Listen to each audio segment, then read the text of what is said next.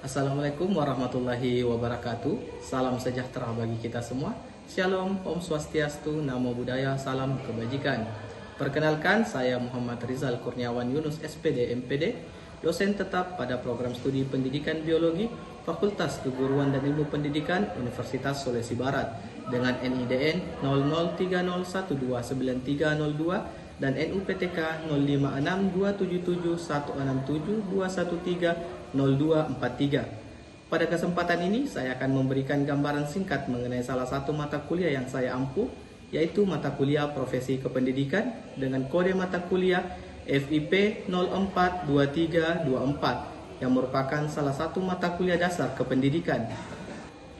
Mata kuliah Profesi Kependidikan merupakan mata kuliah wajib berbobot 3 SKS yang dirancang untuk membekali mahasiswa dengan pengetahuan, sikap, dan keterampilan mengenai profesi guru sebagai suatu profesi yang memiliki landasan keilmuan, kompetensi, tanggung jawab, etika profesi, serta komitmen dalam meningkatkan mutu pendidikan.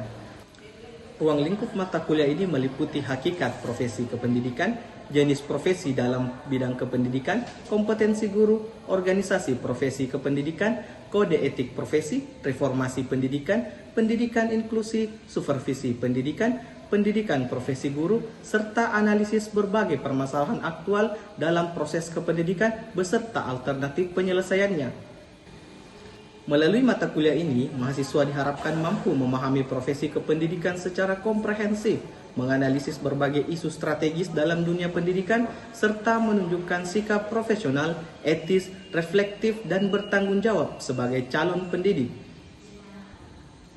Dalam pelaksanaannya, pembelajaran pada mata kuliah Profesi Kependidikan dirancang mengikuti pola delivery, interaction, and assessment. Pada aspek delivery, dosen menyampaikan materi pembelajaran melalui berbagai strategi yang disesuaikan dengan karakteristik materi dan capaian pembelajaran. Penyampaian materi didukung oleh berbagai media dan sumber belajar, seperti slide presentasi, video pembelajaran, buku ajar, artikel ilmiah, dokumen peraturan perundang-undangan, serta media digital berupa learning management system, Zoom meeting, WhatsApp group, sehingga mahasiswa mampu memperoleh pengalaman belajar yang beragam dan kontekstual. Pada aspek interaction, mahasiswa dilibatkan secara aktif melalui diskusi, kerja kelompok, analisis kasus, presentasi, tanya jawab, penugasan, dan refleksi, sehingga pembelajaran berlangsung secara kolaboratif, interaktif, dan berpusat pada mahasiswa. Pada aspek asesmen, penilaian dilakukan melalui asesmen formatif dan asesmen sumatif. Asesmen formatif dilakukan selama proses pembelajaran melalui observasi partisipasi mahasiswa, hasil diskusi, presentasi, kuis, serta tugas yang disertai pemberian umpan balik. Sementara itu, asesmen sumatif dilaksanakan melalui ujian tengah semester dan ujian akhir semester untuk mengukur ketercapaian pembelajaran mata kuliah secara menyeluruh. Pada video micro teaching ini, saya akan mendemonstrasikan pembelajaran pada pertemuan ketiga dengan materi kompetensi guru. Materi ini merupakan bagian dari sub CPMK 3, yaitu mahasiswa mampu menganalisis kompetensi guru.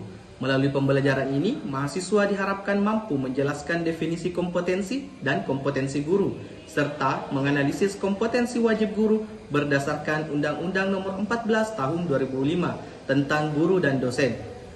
Untuk mencapai tujuan tersebut, mahasiswa diarahkan untuk mengidentifikasi implementasi kompetensi pedagogik, profesional, kepribadian, dan sosial melalui analisis terhadap video proses pembelajaran. Untuk mencapai tujuan pembelajaran tersebut, digunakan model pembelajaran case-based learning. Pembelajaran diawali dengan penyampaian materi secara singkat sebagai bekal awal bagi mahasiswa. Selanjutnya, mahasiswa dibagi ke dalam beberapa kelompok untuk mengamati cuplikan video proses pembelajaran, kemudian mendiskusikan dan menganalisis kompetensi guru yang ditunjukkan dalam video tersebut. Hasil diskusi dipresentasikan dan didiskusikan bersama. Kemudian, saya akan memberikan penguatan materi untuk memperdalam pemahaman mahasiswa. Pada akhir pembelajaran, bersama mahasiswa saya menyusun kesimpulan dan menutup pembelajaran. Berikut video pembelajaran pada mata kuliah Profesi Kependidikan, materi kompetensi guru. Mari kita simak bersama. Oke, Assalamualaikum warahmatullahi wabarakatuh. Waalaikumsalam warahmatullahi wabarakatuh.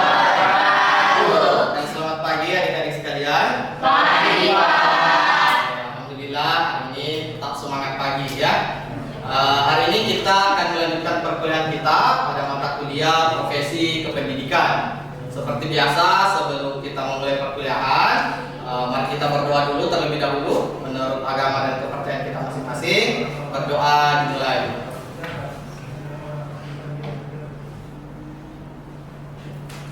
Oke, berdoa selesai.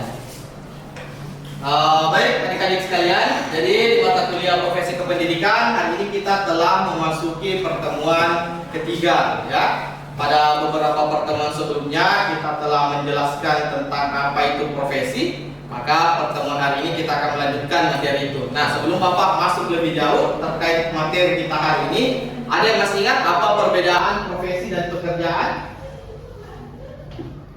Oke, silakan Pak Arya.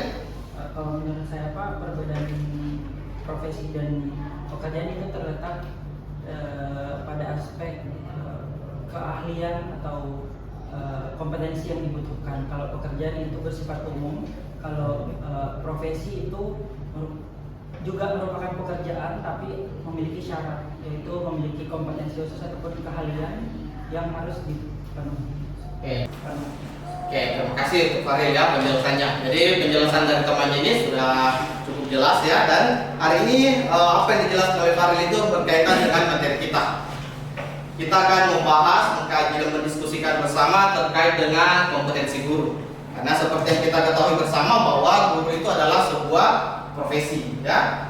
Pertemuan pertama dan kedua kita telah mendiskusikan hal tersebut, maka hari ini kita akan melihat kira-kira kompetensi apa sebenarnya yang wajib dimiliki oleh seorang guru. Nah, tujuan pembelajaran kita hari ini adalah untuk menjelaskan definisi dari kompetensi dan kompetensi guru secara tepat. Jadi, Bapak harap setelah mengikuti perkuliahan hari ini, kalian mencapai kedua tujuan pembelajaran ini. Yang kedua adalah menganalisis kompetensi wajib bagi guru berdasarkan Undang-Undang Nomor 14 Tahun 2005 tentang guru dan dosen secara tepat. Jadi kompetensi guru itu diatur oleh undang-undang, ya. Memang bukan sesuatu yang harus atau bukan sesuatu yang bisa kita ada-adakan, karena guru itu terikat dengan janji profesinya dan memiliki kompetensi-kompetensi khusus yang wajib dia miliki. Oke, kita lihat pengertian dari kompetensi itu sendiri. Jadi kompetensi itu secara sederhananya adalah seperangkat pengetahuan, kemudian keterampilan dan sikap. Jadi memang sesuatu yang holistik, bukan hanya pengetahuannya saja yang dia ketahui, tetapi juga dia memiliki keterampilan dan tergambar dari sikapnya yang harus dimiliki, dihayati dan dikuasai guru dalam melaksanakan tugas profesionalnya. Nah, dari pengertian ini saja kita mengetahui bahwa ketika guru tidak memenuhi kompetensi ini, maka dia tidak akan bisa menjelaskan tugasnya secara profesional.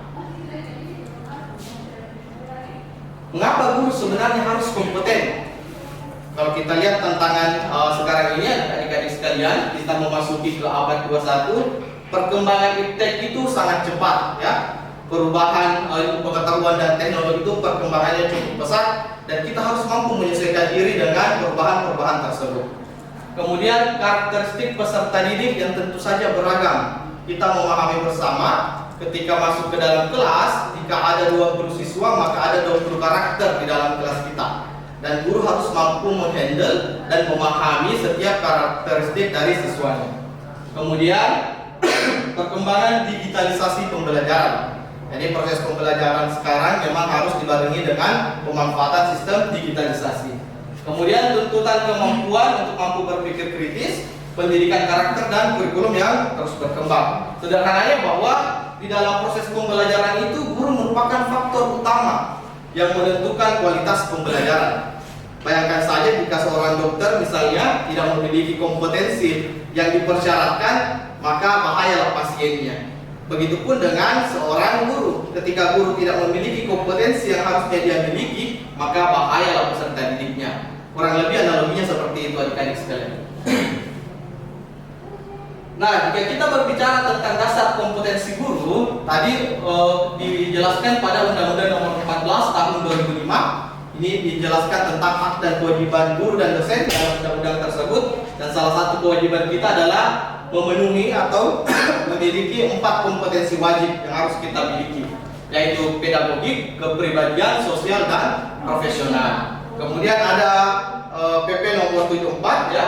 PP nomor 74 tahun 2008 tentang guru yang sudah berubah menjadi PP nomor 19 tahun 2017. Itu juga secara umum menjelaskan tentang kompetensi dan kualifikasi akademik serta sertifikasi guru. Kemudian ada peraturan Direktur Jenderal GTK yang membahas tentang dia sebenarnya lebih merincikan lagi secara indikator dan subindikator berkaitan dengan 4 kompetensi wajib yang harus dimiliki oleh guru. Nah, tadi saya sudah menjelaskan ada 4 kompetensi wajib. Inilah 4 kompetensi wajib tersebut. Ada kompetensi pedagogik, kemampuan dalam memahami peserta didik, merancang dan melaksanakan pembelajaran. Kemudian ada kompetensi profesional, yaitu kemampuan dalam penguasaan materi pelajaran secara mendalam dan mengembangkan diri secara berkelanjutan. Sederhananya, pedagogik itu berkaitan bagaimana cara kita mendeliver, mengirim materi kita kepada peserta didik kita. Sedangkan kompetensi profesional itu adalah bagaimana kita menguasai materi atau bidang ilmu kita. Seperti kalian di sini di program studi pendidikan biologi, maka kemampuan kalian untuk mengetahui ilmu biologi itu adalah kemampuan kompetensi profesional. Nah, berikutnya ada kompetensi kepribadian.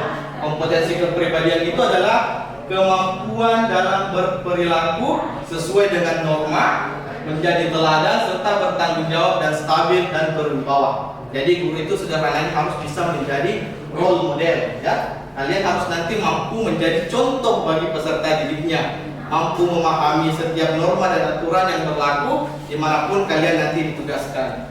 Kemudian yang keempat adalah kompetensi sosial, yaitu kemampuan untuk berkomunikasi dan berinteraksi kepada siswa maupun sesama rekan sejawat kita, baik di lingkungan sekolah maupun di luar lingkungan sekolah. Jadi guru itu wajib memiliki keempat kompetensi ini. Dan ingat bahwa keempat kompetensi ini saling melengkapi dan tidak bisa dipisahkan.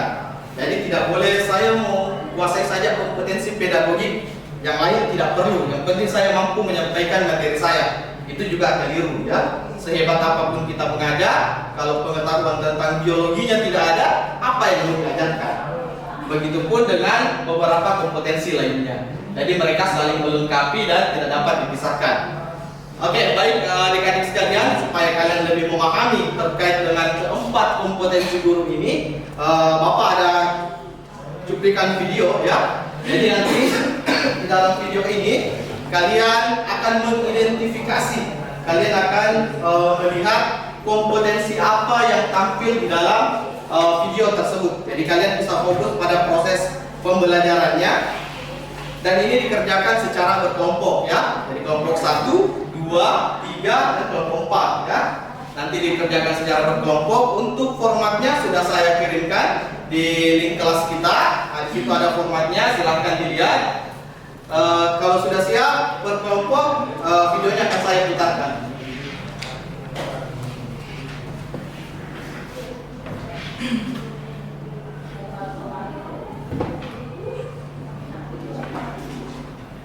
वो बस एक ही था जो शायद मशीन नहीं था। What is a machine?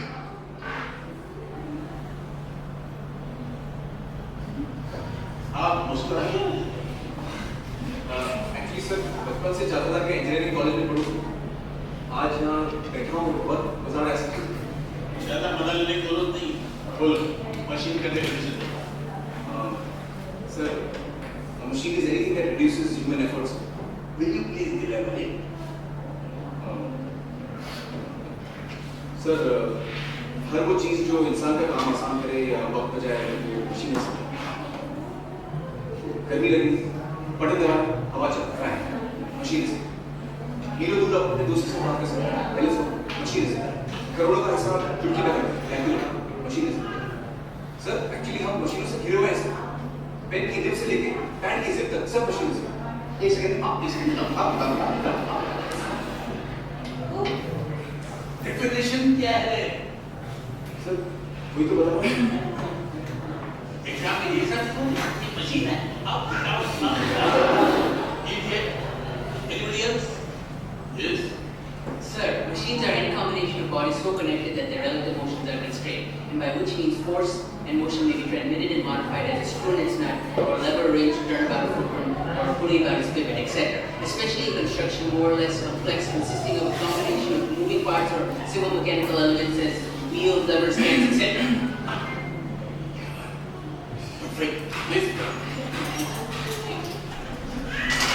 लेकिन सर मैंने भी तो वही बताया sir Oke, sampai di sini ya. Nah, kalian tadi sudah melihat salah satu bentuk proses pembelajaran yang terjadi. Selanjutnya silakan mendiskusikan secara berkelompok tentang kompetensi yang muncul atau terlihat dari video tersebut. Apakah kompetensi pedagogiknya seperti apa, profesionalnya seperti apa, kepribadian dan sosialnya. Jadi silakan didiskusikan secara berkelompok. Nanti saya minta untuk bergiliran mempresentasikan hasil diskusinya.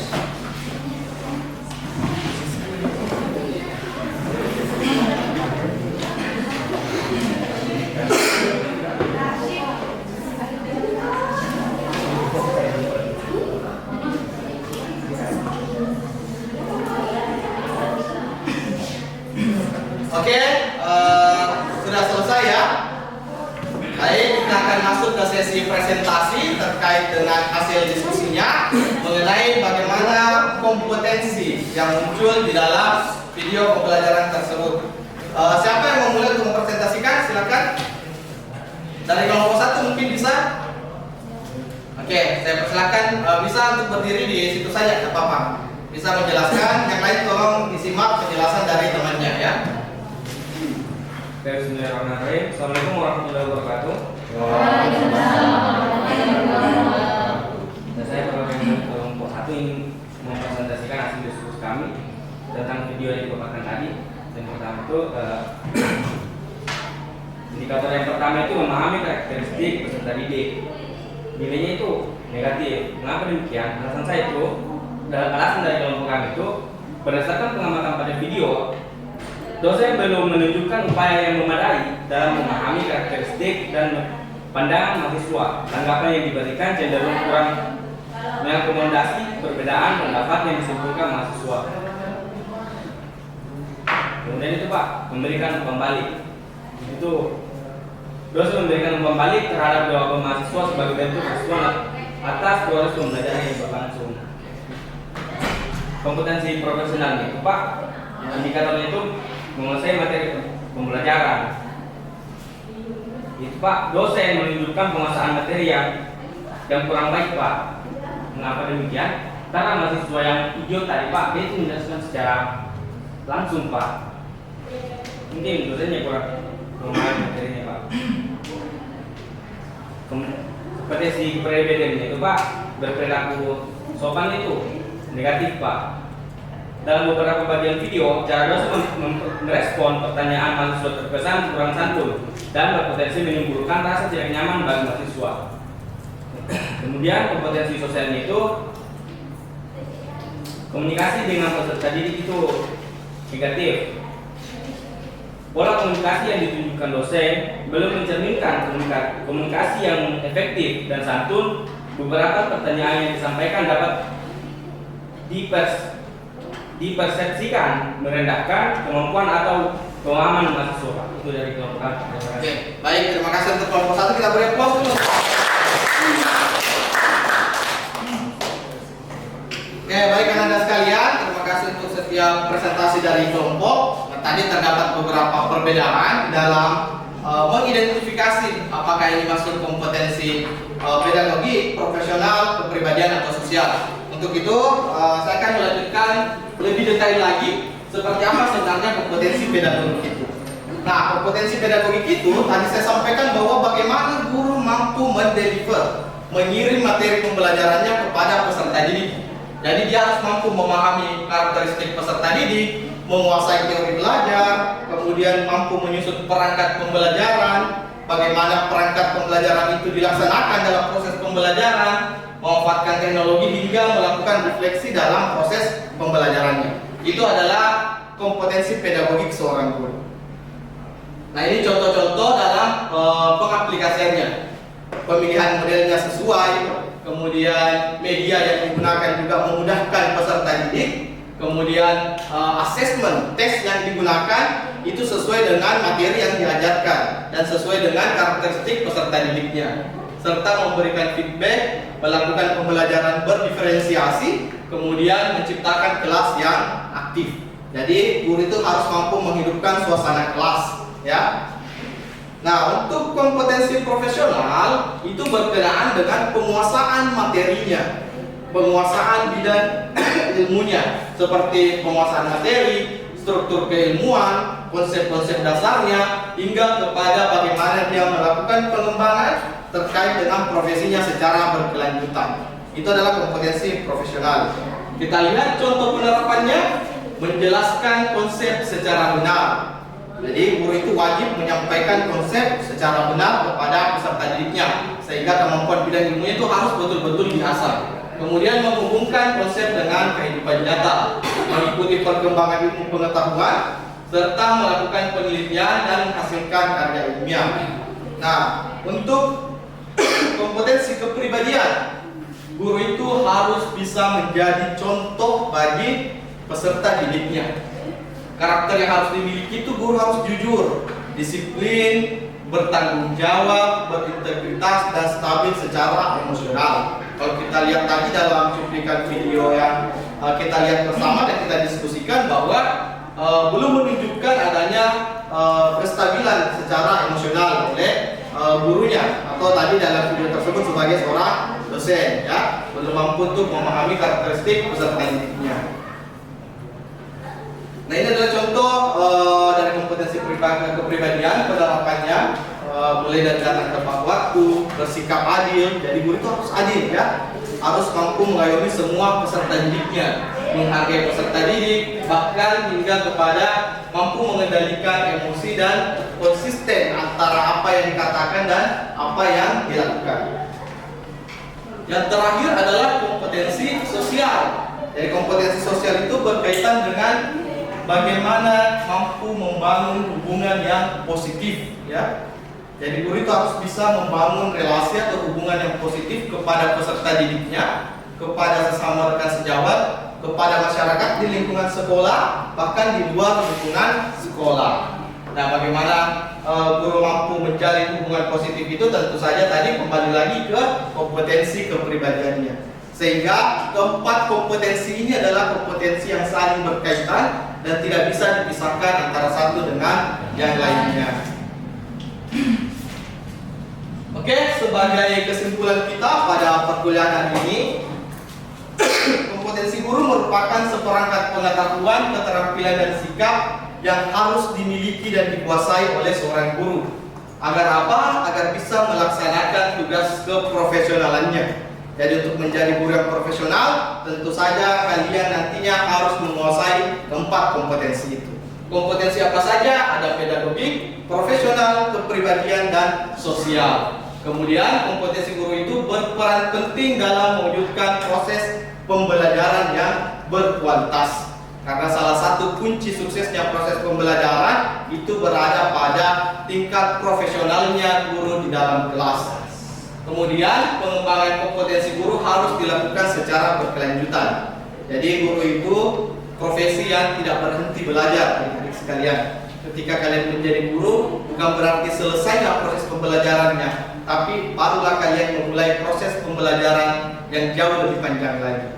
Kemudian guru yang kompeten akan melahirkan peserta didik yang berkarakter, berprestasi, dan siap menghadapi tantangan masa depan. Oke, saya rasa cukup jelas.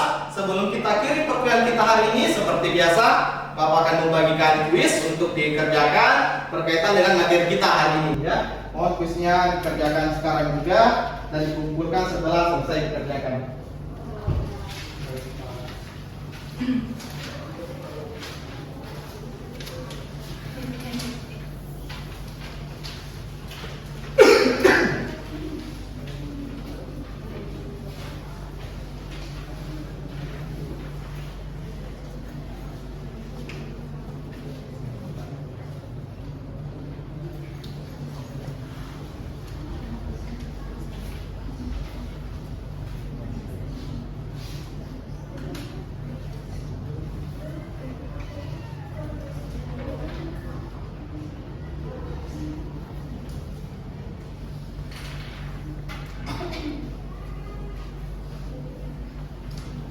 Oke, sudah selesai pekerjaan kuisnya?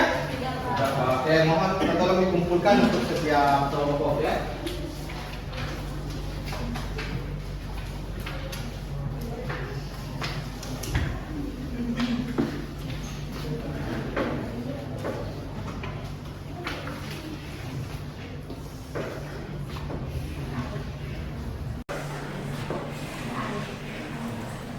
Oke, baik adik-adik sekalian, untuk hasil dari kuisnya akan Bapak sampaikan pada pertemuan kita berikutnya. Mudah-mudahan apa yang Bapak sampaikan hari ini bisa bernilai ibadah dan bermanfaat untuk kita semua. Saya akhiri perkuliahan kita hari ini. Assalamualaikum warahmatullahi wabarakatuh.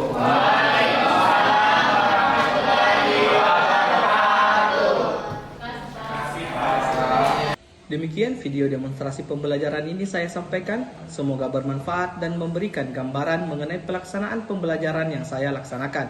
Terima kasih atas perhatian yang diberikan. Assalamualaikum warahmatullahi wabarakatuh.